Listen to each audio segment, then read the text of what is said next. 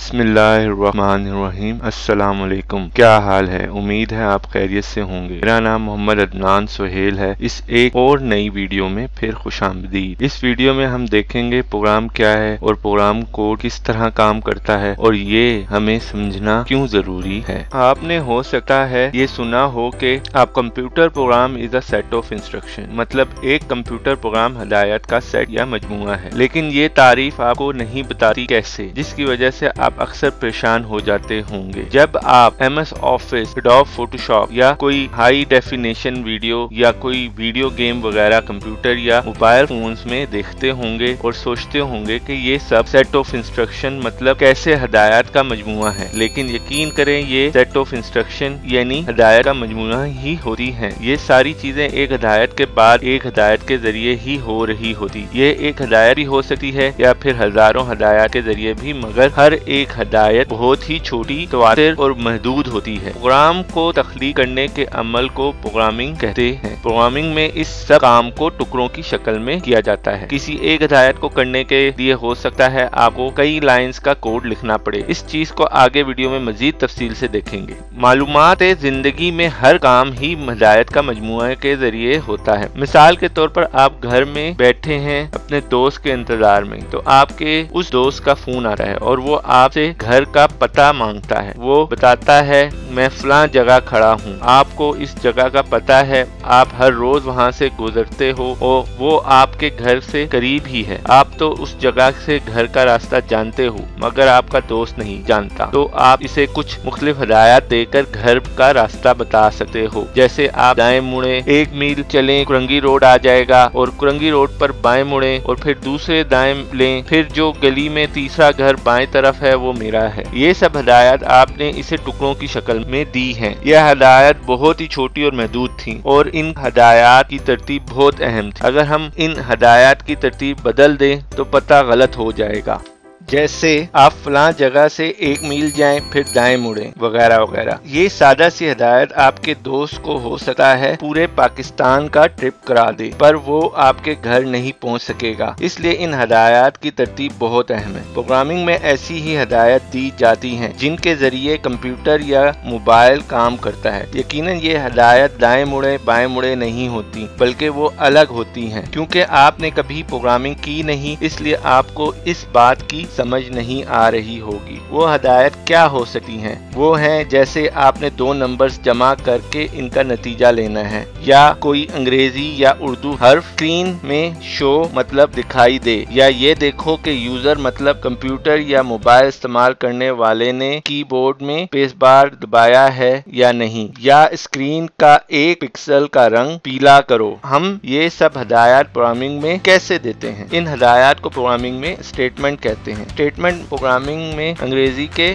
Sentences مطلب جملے ہوتے ہیں۔ ان میں ورڈز یعنی الفاظ، نمبرز اور پنکچویشنز یعنی رموز و اوقاف کے ذریعے ایک مخصوص ہدایت کی سوچ ظاہر کی جاتی ہے، جیسے یہاں دکھائی گئی ہے۔ کون سے الفاظ، نمبر اور رموز و اوقاف استعمال کرنے ہیں، یہ پروگرامنگ لینگویج پر منحصر ہے۔ یہاں ایک ہی کام یعنی مخصوص ہدایت 2 مختلف زبانوں C# اور VB.NET میں کیا جا رہا ہے۔ یہ پروگرامنگ لینگویج میں ایک ہی اسٹیٹمنٹ مختلف طریقے سے دی جا سکتی ہے۔ یہ ایک جیسی بھی ہو سکتی ہے، جیسے یہاں جاوا اور C# میں ایک جیسی اسٹیٹمنٹ ہے۔ پروگرامنگ میں اسے لینگویج سینٹیکس کہتے ہیں، مطلب کوئی ایک کام کسی پروگرامنگ لینگویج میں کیسے کیا جائے۔ اس طرح ہم جان چکے ہیں کہ پروگرامنگ کیا ہے، یعنی کمپیوٹر یا موبائل سے آپ جو کچھ کرانا چاہتے ہیں اسے چھوٹے چھوٹے ہدایتی ٹکڑوں میں لکھیں اور جانیں کہ کیسے انہیں اس پروگرامنگ لینگویج میں لکھا جائے جو آپ استعمال کر رہے ہیں۔ مختصر اس کی تعریف یہ ہوئی کہ اسٹیٹمنٹ لکھیں، کس ترتیب سے لکھیں اور ان کے لکھنے کا طریقہ کیسا ہو۔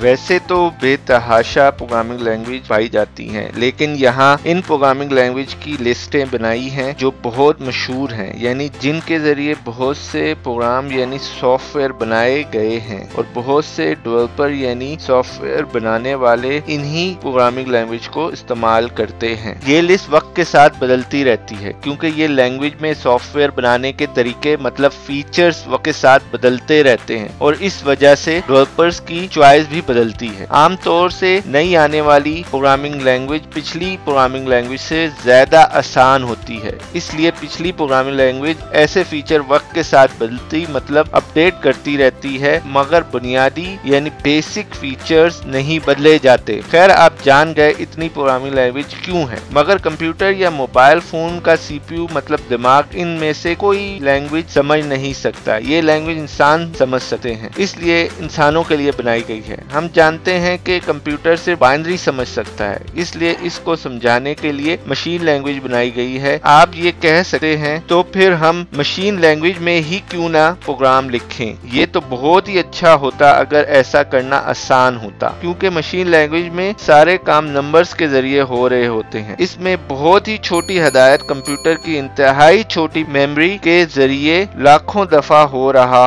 ہوتا ہے، جو ہمارے لیے کرنا بہت ہی مشکل ہے۔ یہ ایسے ہی ہے جیسے چمچ کے ذریعے پہاڑ کھودنا، اس لیے پروگرامنگ لینگویج بنائی گئی ہیں جو انسانی سطح پر آ کر یہ سب کام کم عرصے اور کم کوڈ کے ذریعے کرتی ہے، جبکہ machine language C P U کی سطح پر رہ کر کام کرتی ہے۔ کیسے آگے اس ویڈیو میں مزید تفصیل سے دیکھیں گے۔ خیر ان پروگرامنگ لینگویج میں سے جو لینگویج مشین لینگویج کی سطح سے قریب ہے انہیں لو لیول لینگویج کہتے ہیں، اور جو انسانی سمجھ کی سطح سے قریب وہ ہائی لیول لینگویج کہتے ہیں، جیسے یہاں دکھایا گیا ہے۔ جو جتنی مشین لینگویج کے قریب ہوگی وہ اتنی ہی مشکل ہے۔ لو لیول لینگویج کے لیے کمپیوٹر ہارڈ ویئر مطلب وہ تمام ڈیوائسز جن کو ہم چھو سکتے ہیں کی سمجھ زیادہ ہونی چاہیے، جبکہ ہائی لیول لینگویج میں ایسا نہیں ہے، اس میں ہارڈ ویئر کی سمجھ کی ضرورت بہت کم ہوتی ہے۔ ہائی لیول لینگویج لکھنا آسان اور دوسرے لوگوں سے شیئر مطلب مل کر پروگرامنگ کرنا آسان ہے، مگر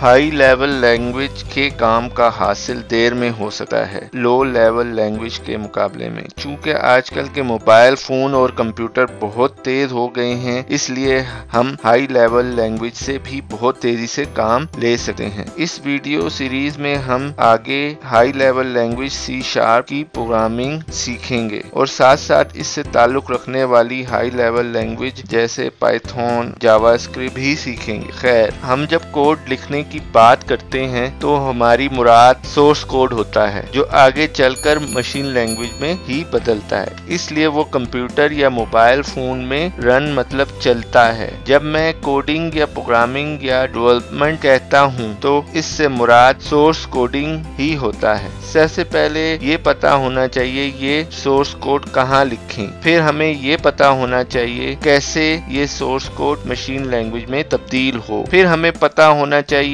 کیسے اس لو لیول لینگویج میں تبدیل ہوئے کوڈ جو کہ اب پروگرام بن چکا ہے کو رن مطلب چلایا جائے۔ ہم یہ سب عوامل ہم آگے اس ویڈیو میں دیکھیں گے۔ سب سے پہلے دیکھتے ہیں سورس کوڈ کہاں لکھتے ہیں اور کیسے لکھتے ہیں۔ کسی بھی پروگرامنگ لینگویج کا ٹیکسٹ مطلب لکھائی کسی بھی ٹیکسٹ ایڈیٹر یعنی ٹیکسٹ لکھنے کے پروگرام میں یعنی ونڈوز کے نوٹ پیڈ یا میک کے ٹیکسٹ پیڈ پر لکھ سکتے ہیں۔ یہ ٹیکسٹ ایڈیٹر ہر آپریٹنگ سسٹم یعنی ونڈوز، میک یا لینکس کے ساتھ آتا ہے۔ لکھائی مطلب ٹیکسٹ ہوتا ہے، اس میں کوئی انوکھی چیز نہیں ہوتی، یہ سادہ ٹیکسٹ ہوتا ہے۔ یہاں ہم نے ایک مثال کے ذریعے سادہ سا پروگرام سی شارپ لینگویج میں دکھایا ہوا ہے جو ونڈوز کے نوٹ پیڈ میں لکھا گیا ہے۔ اس مثال میں آپ سب سے اوپر اس کا ٹائٹل مطلب C sharp source code dot C S dash notepad دیکھ سکتے ہیں۔ مطلب عام طور پر نوٹ پیڈ کی فائل کا ایکسٹینشن .txt ہوتا ہے، لیکن اس مثال میں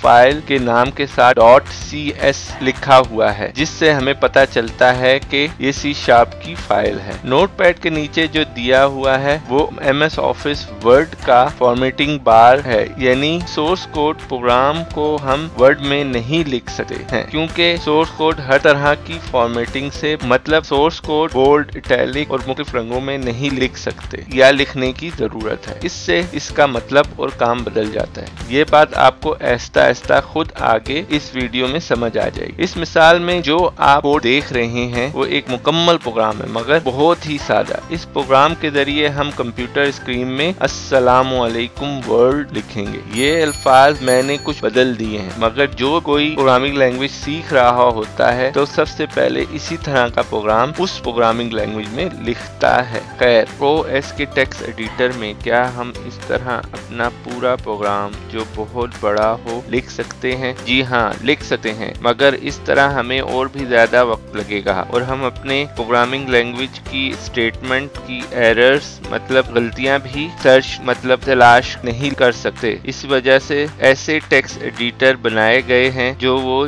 یہ سہولت دیتے ہیں، جیسے اس مثال میں دکھایا گیا ہے۔ اس ٹیکسٹ ایڈیٹر میں پروگرامنگ لینگویج کے لحاظ سے کچھ مزید فیچرز دیے ہوئے ہوتے ہیں جو کوڈنگ میں بہت آسانی پیدا کرتے ہیں، جیسے لائن نمبر، جس سے کوڈر کو اندازہ ہوتا رہتا ہے کہ اس کا کوڈ کتنا بڑا ہے اور ایرر کون سی لائن میں آئی ہے۔ ایک اور سہولت کوڈنگ میں مختلف چیزوں کی کلر کوڈنگ ہے۔ یہ وہ فارمیٹنگ نہیں جیسے ہم نے پہلے ایم ایس ورڈ میں دیکھی تھی، بلکہ یہ کوڈر کی آسانی کے لیے خود بخود ہوتی ہے۔ اس سے کوڈنگ کے مختلف حصے پہچاننے میں آسانی ہوتی ہے اور اس طرح کوڈر فوراً اپنے پروگرام کی کوڈنگ کے مختلف حصے پہچان لیتا ہے۔ اس کے علاوہ ایک اور چیز جو پروگرامنگ کو بہت سہولت دیتی ہے وہ ہے سینٹیکس چیکنگ، یعنی کوڈر کوڈنگ کی صحیح اصطلاحیں استعمال کر رہا ہے اور اسپیلنگ سے ہی لکھ رہا ہے کہ نہیں۔ اگر کوئی اصطلاح غلط ہوتی ہے تو وہ عام طور پر لال رنگ کی لائن اس کے نیچے خود بخود لگا کر کوڈر کو بتا دیتا ہے۔ مختلف پروگرامنگ لینگویجز نے اپنے پروگرام بھی بنائے ہوتے ہیں جس میں پروگرامر اپنا پروگرام لکھ سکتے ہیں، جیسے اس مثال میں دکھایا گیا ہے۔ یہ آئی ڈی ای مطلب انٹیگریٹڈ ڈیولپمنٹ انوائرمنٹ کہلاتے ہیں۔ اس میں وہ تمام فیچرز موجود ہوتے ہیں جو جس پروگرامنگ لینگویج کے لیے بنایا گیا ہوتا ہے، اور پروفیشنلز مطلب پیشہ ور پروگرامرز یہی پروگرامنگ کے لیے استعمال کرتے ہیں۔ ہم جو آئی ڈی ای استعمال کریں گے اس ویڈیو سیریز میں وہ ویژول اسٹوڈیو ہے، جیسے اس مثال میں دکھایا گیا ہے۔ اب ہم دیکھتے ہیں کیسے سورس کوڈنگ مشین لینگویج میں تبدیل ہوتا ہے۔ دو طریقے سے ہم مشین لینگویج میں اپنا سورس کوڈ تبدیل کرتے ہیں، جبکہ ایک طریقہ ایسا ہے جس میں پچھلے دونوں طریقے استعمال ہوتے ہیں۔ ہم یہ تینوں طریقے دیکھتے ہیں جو مختلف پروگرامنگ لینگویج استعمال کرتی ہیں۔ چلے ہم اس کو ایک مثال سے سمجھتے ہیں۔ ایک میرا کمپیوٹر ہے اور ایک آپ کا کمپیوٹر یا موبائل یا ٹیبلٹ ہے۔ اب ہم دیکھتے ہیں کمپائلڈ اپروچ میں کیا ہوتا ہے۔ اس طریقے میں نے ایک پروگرام کا سورس کوڈ لکھا، پھر میں ایک پروگرام چلاتا ہوں جس کو کمپائلر کہتے ہیں۔ اس نے میرے سورس کوڈ کو پڑھا اور اس کو مشین کوڈ میں تبدیل کر دیا۔ میں نے یہ فائل جو مشین کوڈ میں بدلی تھی آپ کو دے دی۔ اس فائل کو ہم ایگزیکیوٹیبل یا ایپ فائل کہتے ہیں۔ آپ نے وہ فائل اپنے کمپیوٹر یا موبائل ٹیبلٹ میں چلائی اور میرا بنایا ہوا پروگرام آپ کے پاس چل پڑا۔ اس طریقے سے میں نے اپنا سورس کوڈ آپ کو نہیں دیا بلکہ مشین کوڈ میں بدلا ہوا ایگزیکیوٹیبل یا ایپ دی۔ اس طرح میرے پاس میرا سورس کوڈ محفوظ رہا اور آپ نے اسے نہیں دیکھا۔ اس طریقے سے جو پروگرامنگ لینگویج کام کرتی ہیں وہ سی اور سی پلس پلس وغیرہ ہیں۔ اب ہم دیکھتے ہیں انٹرپریٹڈ اپروچ میں کیا ہوتا ہے۔ اس طریقے میں نے ایک پروگرام کا سورس کوڈ لکھا، سورس کوڈ کی کاپی یعنی نقل آپ کو دے دی، پھر آپ اس سورس کوڈ کو اپنے کمپیوٹر یا موبائل یا ٹیبلٹ میں انٹرپریٹڈ پروگرام میں چلائیں گے۔ اس میں دیا گیا سورس کوڈ ایک لائن پڑھتے ہی آپ کو اس کا حاصل مل جائے گا، اسی طرح اگلی لائن پھر اگلی۔ یہ الگ سے کوئی مشین کوڈ کی فائل نہیں بنائے گا۔ آپ انٹرنیٹ کے ذریعے جو ویب سائٹس کھولتے ہیں وہ یہی طریقہ استعمال کر رہی ہوتی ہیں۔ اس طریقے سے جو پروگرامنگ لینگویج کام کرتی ہیں وہ جاوا اسکرپٹ، پی ایچ پی وغیرہ ہیں۔ ان دونوں طریقوں میں سے کون سا طریقہ بہترین ہے؟ اب ہم یہ دیکھتے ہیں۔ کمپائل طریقے کے پروز یعنی فائدوں میں سے پہلا فائدہ یہ ہے کہ یہ کئی لوگ اسے ایک ساتھ چلا سکتے ہیں، مطلب ریڈی ٹو رن۔ دوسرا، یہ فوراً چل جاتا ہے کیونکہ آج کل کی ڈیوائسز بہت تیز ہو گئی ہیں۔ اور تیسرا فائدہ اس کا سورس کوڈ پروگرام چلانے والا دیکھ نہیں پاتا، جو بہت ہی اچھی بات ہے۔ کمپائل طریقے کے کونس مطلب نقصانات میں سے پہلا نقصان کراس پلیٹ فارم نہیں، مطلب جس ڈیوائس کے لیے بنایا گیا ہو وہ اسی پر چلے گا۔ گا۔ اس کا دوسرا نقصان بے لچک ہے، مطلب ونڈوز کے لیے لکھا گیا ہوا پروگرام ونڈوز پر ہی چلے گا، میک کا پروگرام میک میں ہی اور موبائل کا موبائل میں اور ٹیبلٹ کا ٹیبلٹ میں ہی چلے گا۔ اس کا تیسرا نقصان یہ ہے کہ ہر ڈیوائس کے لیے بہت سا سورس کوڈ الگ لکھنا پڑے گا، جو بہت بری بات ہے۔ اب ہم دیکھتے ہیں انٹرپریٹڈ طریقے کے پروز مطلب فائدے۔ اس طریقے کا سب سے پہلا فائدہ اس کا کراس پلیٹ فارم ہونا ہے، کیونکہ ہم اس طریقے میں سورس کوڈ ہی اس ڈیوائس کو دے دیتے ہیں جس میں یہ چلے گا۔ اس کا دوسرا فائدہ سورس کوڈ کو ٹیسٹ کرنا بہت آسان ہے، اور اس کا تیسرا فائدہ اس کو ڈیبگ کرنا، مطلب کوڈ میں کوئی ایرر آئی ہو تو اسے ٹھیک کرنا آسان ہے۔ اب ہم دیکھتے ہیں انٹرپریٹڈ کے کونس مطلب نقصانات۔ اس کا پہلا نقصان جس ڈیوائس میں چلے گا اس میں انٹرپریٹڈ پروگرام ہونا لازمی ہے، ورنہ یہ نہیں چلے گا۔ دوسرا نقصان آرام سے چلنا ہے، کیونکہ انٹرپریٹر سورس کوڈ کی ایک ایک لائن کر کے چلاتا ہے۔ تیسرا نقصان سورس کوڈ کا پوشیدہ مطلب چھپا نہ ہونا ہے، کیونکہ کمپائلڈ اور انٹرپریٹڈ میں کچھ اچھی خصوصیات ہیں، اس لیے ایک اور طریقہ بھی ہوتا ہے جس میں یہ دونوں خصوصیات ہوتی ہیں، وہ ہے ہائبرڈ اپروچ۔ اب ہم یہ طریقہ دیکھتے ہیں۔ اس طریقے میں میں نے ایک پروگرام کا سورس کوڈ لکھا، پھر ایک پروگرام کمپائلر چلایا، اس نے میرے سورس کوڈ کو پڑھا اور اس کو ایک اور لینگویج IL مطلب انٹرمیڈیٹ لینگویج میں بدل دیا۔ پھر میں نے وہ IL میں بدلا کوڈ آپ کو دے دیا فائل کی شکل میں۔ آپ نے جب وہ فائل چلائی تو اس نے انٹرپریٹڈ پروگرام اس ہی مشین میں چلایا اور اس کو مشین لینگویج میں بدل دیا، پھر چلا دیا مطلب ایگزیکیوٹ کرا۔ اس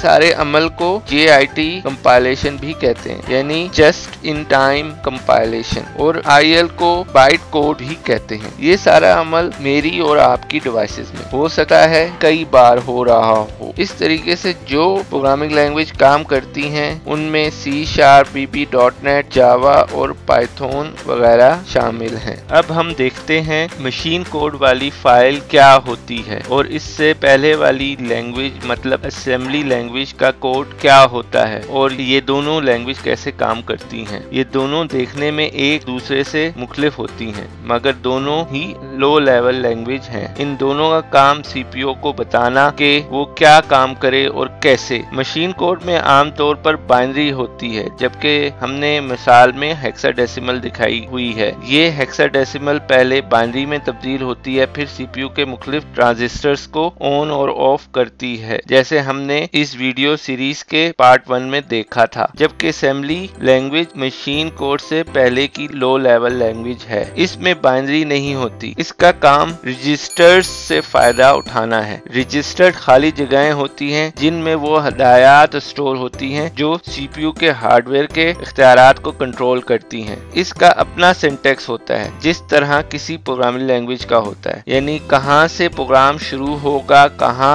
ختم ہوگا، کب ایک رجسٹر سے دوسرے رجسٹر پر جانا ہے، کون سا ڈیٹا گزارنا ہے اور کون سی کیلکولیشن مطلب حساب و کتاب کرنا ہے۔ اس میں سب کچھ ویسا ہی ہوتا ہے جیسے کوئی پروگرامنگ لینگویج کام کر رہی ہوتی ہے۔ رجسٹرڈ اسمبلی لینگویج میں بہت اہم چیز ہوتی ہے۔ اسمبلی میں ہمیں 8 سے 64 بٹس کے گلوبل ویریبلز مطلب وہ خالی جگہیں جن کو کوئی بھی پروگرام اپنا کام کرنے کے لیے استعمال کر سکتا ہے ہوتی ہیں۔ یہ فکس سائز مطلب مقرر مقدار کی خالی جگہیں ہوتی ہیں۔ ان میں مختلف انفارمیشن مطلب اطلاعات محفوظ ہوتی ہیں جو ایک جگہ سے دوسری جگہ پروگرام کوڈ کی ہدایت کے ذریعے جاتی ہیں۔ مختصر یہ ان رجسٹرڈ میں انفارمیشن محفوظ ہوتی ہیں جو مختلف کیلکولیشن کرتی ہیں اور اسمبلی کے پروگرام کی انسٹرکشن مطلب ہدایات کے ذریعے انہیں کنٹرول مطلب قابو کیا جاتا ہے۔ حقیقت میں اصلی پروگرام کے لیے 8 سے 64 بٹس ناکافی ہوتی ہیں، اس لیے میموری استعمال ہوتی ہے۔ یہ آپ کے کمپیوٹر یا موبائل کی ایک یادداشت ہے جو ٹیمپریری مطلب عارضی ہوتی ہے، جو آپ کے کمپیوٹر میں مدر بورڈ میں لگی ہوتی ہے، جیسے تصویر میں دکھایا گیا ہے۔ اسے ریم مطلب رینڈم ایکسس میموری کہتے ہیں، جیسے اس کے نام سے ہی ظاہر ہے۔ اس لیے اگر یہ آپ کے کمپیوٹر یا موبائل میں کم ہو تو آپ کا کمپیوٹر یا موبائل کی سپیڈ کم ہوتی ہوتی ہے۔ خیر، جو انفارمیشن رجسٹرڈ میں محفوظ نہیں ہو سکتی وہ میموری میں محفوظ ہوتی ہے اور ان کو حاصل کرنے کے لیے ان کے ایڈریسز ہوتے ہیں۔ مثال کے طور پر جیسے ہمارے گھروں کے پتے ہوتے ہیں، بالکل ویسے ہی۔ اب ہم اس کو مزید تفصیل سے دیکھتے ہیں کہ مشین کوڈ کیسے سی پی یو سے یہی کام کراتا ہے۔ سب سے پہلے سمجھیں سی پی یو کیا ہوتا ہے۔ جب سی پی یو کا لفظ ہمارے سامنے آتا ہے تو ہمارے ذہنوں میں اس طرح کی تصویر آتی ہے۔ یہ سی پی یو نہیں بلکہ کمپیوٹر کا سسٹم یونٹ ہے۔ ہمارے ہاں اس باکس کو سی پی یو کہا جاتا ہے، جو غلط ہے۔ یہ سسٹم یونٹ ہے۔ سسٹم یونٹ وہ کنٹینر ہے جس میں کمپیوٹر کے سارے کمپوننٹس مطلب جز ہوتے ہیں۔ ان میں سے سب سے اہم کمپوننٹ مدر بورڈ ہوتا ہے۔ اس پر ایک فین مطلب پنکھا لگا ہوتا ہے۔ اس کے نیچے سی پی یو لگا ہوتا ہے۔ یہ ایک مائکرو پروسیسر ہوتا ہے جو کمپیوٹر کے سارے کام کرتا ہے۔ جیسے ہمارا دماغ ہوتا ہے ویسے ہی سی پی یو کو ہم کمپیوٹر کا دماغ کہہ سکتے ہیں۔ C P U central processing unit کا مخفف ہے۔ ویڈیو سیریز کے پارٹ 1 میں جان چکے ہیں کہ سی پی یو میں لاکھوں ٹرانزسٹر ہوتے ہیں جو بائنری کے ذریعے قابو کیے جاتے ہیں۔ اب ہم یہ دیکھیں گے کہ کیسے یہ سب کام ہو رہا ہوتا ہے۔ سی پی یو کے آپریشنز مطلب چلن دو طرح کے ہوتے ہیں، ارتھمیٹک مطلب حساب کاری کے کام اور لاجک مطلب منطقی کام۔ ان سب کی فہرست جیسے اس مثال میں دکھائی ہوئی ہے۔ ارتھمیٹک کاموں میں ایڈیشن مطلب جمع کرنا، سبٹریکشن مطلب تفریق کرنا یا مائنس کرنا، ملٹیپلیکیشن مطلب ضرب کرنا، ڈویژن مطلب تقسیم کرنا، ایکسپوننٹیشن مطلب پاور یعنی قوت نمایاں کرنا، کمپیریزن مطلب نمبرز کا موازنہ کرنا، شفٹنگ مطلب بائنری نمبرز کی جگہ بدلنا، موونگ مطلب نمبر کی نقل مکانی کرنا ہوتے ہیں۔ اسی طرح سی پی یو کے لاجیکل کاموں میں بف مطلب 0 پر 0 دے اور 1 پر 1 دے، نوٹ بف کا الٹ ہے مطلب 0 پر 1 دے اور 1 پر 0 دے گا، اینڈ میں 2 ان پٹ لے کر اس کا ایک آؤٹ پٹ دے گا، یعنی اگر دونوں ان پٹ 1 ہوں تو پھر آؤٹ پٹ 1 دے گا ورنہ 0 دے گا۔ نینڈ اینڈ کا الٹ ہے، اور میں بھی 2 ان پٹ لے کر اس کا ایک آؤٹ پٹ دے گا، یعنی اگر دونوں ان پٹ 0 ہوئے تو آؤٹ پٹ 0 دے گا ورنہ 1 دے گا۔ نور اور کا الٹ ہے، ایکسکلوزیو اور میں بھی 2 ان پٹ لے کر اس کا آؤٹ پٹ دے گا، یعنی اگر دونوں ان پٹ ایک جیسے ہوئے تو آؤٹ پٹ 0 دے گا ورنہ 1 دے گا۔ ایکسکلوزیو نور ایکسکلوزیو اور کا الٹ ہے۔ یہ سب منطقی کام بھی سی پی یو کرتا ہے۔